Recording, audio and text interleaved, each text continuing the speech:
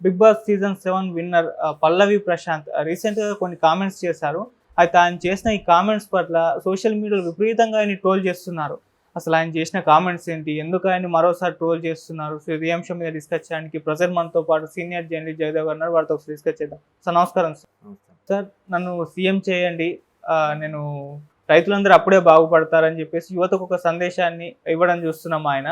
అయితే ఇప్పుడు దీని పట్ల సోషల్ మీడియాలో విపరీతంగా ఆయన్ని ట్రోల్ చేస్తున్నారు. నేను సీఎం చేయడం ఏంటి అని చెప్పేసి. మరి ఆయన చేసిన ఈ కామెంట్స్‌ని ఏ విధంగా చూడొచ్చంటారు? అంటే నిజంగా ఆయన సీఎం చేయండి అని పెట్టాడా? ఎక్కడ స్టేట్మెంట్ ఇచ్చాడా ఆయన? అవును. అది ట్రోల్స్‌లో భాగం అనుకుంటున్నాను నేను. నేను విన్నదేంటంటే, నన్ను సీఎం చేయండి, రైతుల బాధలు తీరుస్తానని అన్న విషయం కూడా ట్రోల్‌లో భాగమే. ఆయన రాజకీయాల్లోకి వస్తాడు అన్నదే వాస్తవం. అవును. అది కూడా చూచాయిగా, కంపల్సరీ కాదు. ఎందుకు? ఒక బరి లెక్క, లేదంటే ఇంకెవరు సంథింగు, లేదంటే రేపు మా కుమార్ ఆంటీ. ఇప్పుడు ఎలా అయిపోయిందంటే, ఫస్ట్ మీరు ప్రేమిస్తే అనే సినిమా చూస్తే భరత్‌ది, అందులో ఒక ఆయన దగ్గరికి వచ్చి, సార్ ఏం లేదు సార్, ఫస్ట్ జూనియర్ ఆర్టిస్టు, తర్వాత క్యారెక్టర్ ఆర్టిస్టు, హీరోగా ఒక 20 ఏళ్ళు, తర్వాత ఎక్కువ లేదు సార్, ఒక రాజకీయ పార్టీ పెడతా, రాష్ట్రానికి సీఎం అవ్వాలి సార్, ఒక రజనీకాంత్ లాగా అవ్వాలి సార్ అంటాడు దండం పెట్టుకొని. అంతేనా? ఓకే, అయిపోతే చేద్దాం అని అంటాడు. అలాగా ఇప్పుడు ప్రతి ఒక్కరికి కూడా ఆ డ్రీమ్స్ ఎలా ఉన్నాయంటే, నిజంగా వాళ్ళు అంటున్నారో పక్క వాళ్ళు ఎత్తేస్తున్నారో తెలియట్లేదు. అన్నా నువ్వు సూపర్ అన్నా, నువ్వు క్యాక్ అన్నా అంటే ఫ్యాన్స్ అభిమానంకి వెలకట్టలేమని ఎందుకు అంటామంటే, జనరల్గా ఒక ఇండస్ట్రీలో అసలు ఏ యాక్టింగ్ రానివాడు కూడా ఒక్కొక్కసారి 10 ఏళ్ళు 20 ఏళ్ళు హీరోగా కంటిన్యూ అయిపోతుంటాడు. అలాంటి ఎగ్జాంపుల్స్ చాలా ఉన్నాయి, పేర్లు అనవసరం, వాళ్ళు మనోభావాలు దెబ్బతీసేలా ఉంటాయి. అట్లా అంటే అట్లీస్ట్ ఒక నంది అవార్డు కూడా గెలుచుకున్నాడు కూడా హీరోగా కొనసాగిన చాలామంది ఉన్నారు కదా. అలాగా సరే, అంటే డబ్బు ఉందనో, లేదంటే ప్రేక్షకులు ఆదరిస్తున్నారనో, లేదంటే ఒక యాంగిల్లో యాక్షన్ బాగుంటుందనో, ఏదో కారణాలు తెలియదు. సో అట్లాంటి వాళ్ళు కూడా ఫ్యాన్స్ ఎలా ఉంటుంటే, మావాడు ఏ క్యారెక్టర్ని సూపర్ చేస్తాడరా అన్నట్టుగానే మాట్లాడతారు. ఆ ఫ్యాన్స్ పిచ్చి అలా ఉంటుంది. కాబట్టి ఇక్కడ కూడా అన్నా నువ్వు ఎందుకన్నా నెక్స్ట్ రాజకీయాల్లోకి వెళ్ళిపోన్నా అంటే, ఫస్ట్ యూట్యూబరు, ఇప్పుడు కూడా ఇందాక చెప్పాను కదా, ప్రేమిస్తే సినిమా టైప్లో character artist, first junior artist, character artist, villain, hero, తర్వాత రాజకీయ పార్టీ, సీఎం అంట. అలాగా యూట్యూబరు, తర్వాత యూట్యూబ్ ఫాలో బాగా పెరిగిన తర్వాత బిగ్ బాస్లో కంటెస్టెంటు, బిగ్ బాస్ అయిన తర్వాత నెక్స్ట్ సినిమాలో పాత్రలు, ఆ తర్వాత వెబ్ సిరీస్, సినిమాను, తర్వాత హీరో తర్వాత మళ్ళీ పాలిటిక్స్. అట్లా అయిపోయింది ఇప్పుడు. సో కాకపోతే కొంతమంది ఏంటంటే, కొంత ఇమేజ్ వచ్చిన తర్వాత డైరెక్ట్ రాజకీయాలకు వెళ్ళిపోవచ్చు. మనకంటూ ఎవరో కొంతమంది ఇది ఉంటారు కదా, అసలు నేను గెలిచానంటే కారణం మా నియోజకవర్గంలో అందరూ ఓట్లు వేయబట్టే కదా గెలిచాను, ఆ ఓటింగ్ వేయబట్టే కదా నేను బిగ్ బాస్లో ఫస్ట్ వచ్చాను అనుకోవచ్చు. కానీ రాజకీయం అందరికీ రాదు. ఎందుకు అందరికీ రాదంటే, బిగ్ బాస్ లాంటిలో లేదా క్రికెట్లో కొన్ని గేమ్ రూల్స్ ఉంటాయి. ఎవరిని తిట్టకూడదు, ఎవరిని కొట్టకూడదు, డెడ్ ఎండ్కి వెళ్ళి, అదే ఎక్స్ట్రీమ్ లెవెల్కి వెళ్ళి. అలాగే దూషించవచ్చు, విమర్శించవచ్చు, దానికి ఒక సిస్టమ్ పద్ధతి ఉంటుంది. మరీ పెద్ద పెద్ద పదాలు వాడకూడదు. అది బిగ్ బాస్ రూల్స్. క్రికెట్ అనుకోండి, ఓవర్కి 6 బాళ్ళు వేయాలి. ఆ గీతకి ఇటు ఆఫ్ సైడు ఆన్ సైడు ఎంత డిస్టెన్స్లో వేయాలి, అలా వేస్తేనే బాలు, లేదంటే వైడు. ఆ గ్రీజ్ దాటి వేస్తే, ఆ లైన్ దాటి వేస్తే నో బాలు, అబౌవ్ షోల్డర్ వేస్తే నో బాలు. ఇవన్నీ రూల్స్. కానీ ఏ రూలు, ఏ నియమాలు, ఏ నిబంధనలు లేని ఏకైక గేమ్ ఉందంటే అది పాలిటిక్స్. నేను చాలా సందర్భాలు చెప్పాను.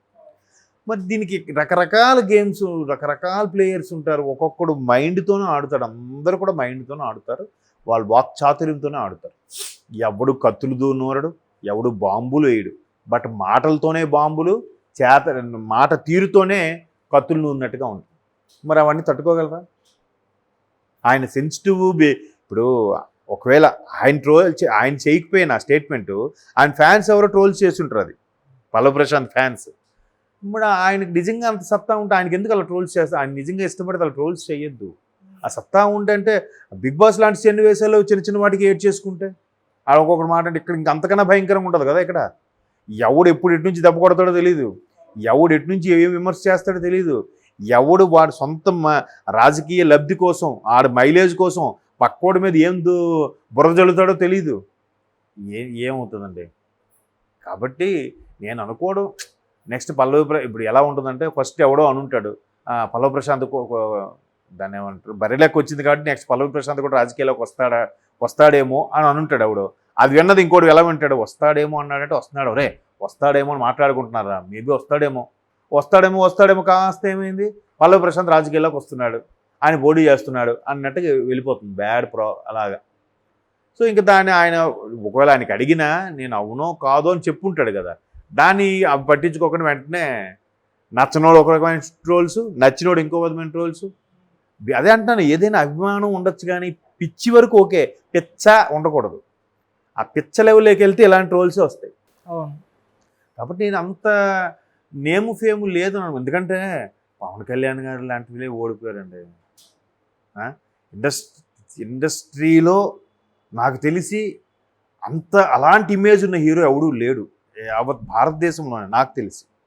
అంటే మీరు అనొచ్చు ఒక అమితాబ్ బచ్చన్ లేడా, ఒక చిరంజీవి లేడా, ఒక షారుఖ్ ఖాన్ లేడా అని. ఆ ఇమేజ్ కాదు, ఇతని ఇమేజ్ వేరు. ఎందుకు ఇమేజ్ వేరంటే షారుఖ్ ఖాన్ లాంటి సూపర్ యాక్టర్ కాదు, అమితాబ్ బచ్చన్ లాంటి బేస్ వాయిస్ కాదు, చిరంజీవి లాంటి ఎక్స్ట్రాడినరీ డ్యాన్సరు కాదు. Only styles, body language. ఆయనే చెప్తాడు కదా పెద్ద యాక్టర్ని కాదని పవన్ కళ్యాణ్. అటువంటి వ్యక్తి దగ్గర 6-7 సంవత్సరాలు ఒక 10-12 సినిమాలు తీసిన ఒక్క హిట్ అవ్వలేదు. అయినా ఆ ఇమేజ్, ఆ క్రేజ్ ఏమాత్రం తగ్గింది? మ్యాచ్ చేయగలరు ఎవరైనా? ఎట్లా? గాడ్స్ గిఫ్ట్ అదంతే. అలాంటి వ్యక్తి ఓడిపోయాడు.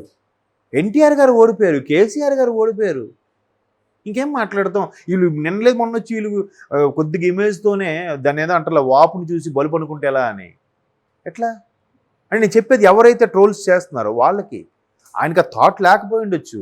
వీళ్ళు క్రియేట్ చేసి పాపం ఆయనకి మరికొంచెం బదనాం చేస్తున్నారేమో అని నా అభిప్రాయం. ఒకవేళ నిజంగా ఆ కోరిక ఉంటే రావచ్చు ఇండిపెండెంట్గా. ముందుగా ఇప్పుడు ఆ కామారెడ్డిలో వెంకటరమణారెడ్డి గారు గెలిచారంటే ఇద్దరు మాజీ ముఖ్యమంత్రి, ప్రస్తుత ముఖ్యమంత్రి మీద గెలిచాడు ఆయన.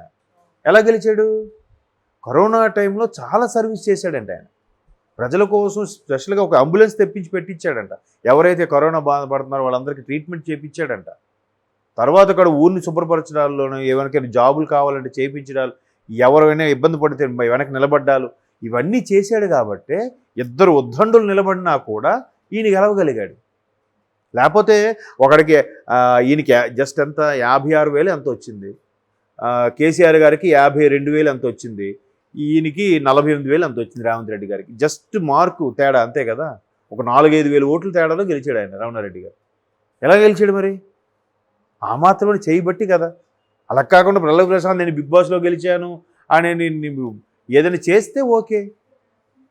ఇప్పుడు కనీసం ఆ బిగ్ బాస్ అయినప్పుడు, అంటే నేను ఫ్యాన్స్కి చెప్తున్నాను, పల్లవి ప్రశాంత్ గారికి కాదు, ఆ కార్లు అద్దాలు ఏవో పాల్గొంటారు ఫ్యాన్స్, అలాంటప్పుడు ఏమనాలి సింపుల్గా, నేను ఫ్యాన్స్ తరపున నేను సారీ చెప్తున్నాను అంటే అయిపోయింది కదా. నీకు నిజంగా ఫ్యాన్స్ ఉంటే. ఆయన అలాగా చెప్పలేదు, అలాగని నేను చేయమని చెప్పలేదు, నన్ను ఇందులో ఇన్వాల్వ్ చేయకండి, నాకేం తెలియదు అని కూడా చెప్పలేదు. ఏ స్టేట్మెంట్ ఇవ్వలేదు ఆయన.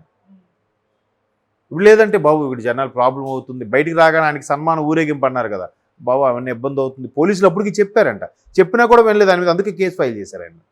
అంతే కదా. మరి చెప్పినప్పుడు విని అవునా సార్ బాబు పోలీసులు మళ్ళీ ఇబ్బంది అవుతుంది ఎందుకబ్బా అనొచ్చు కదా. నాకు క్రేజ్ ఉంది, నన్ను ఎవడేం చేయలేడు అనుకున్నారు ఆ క్షణంలో.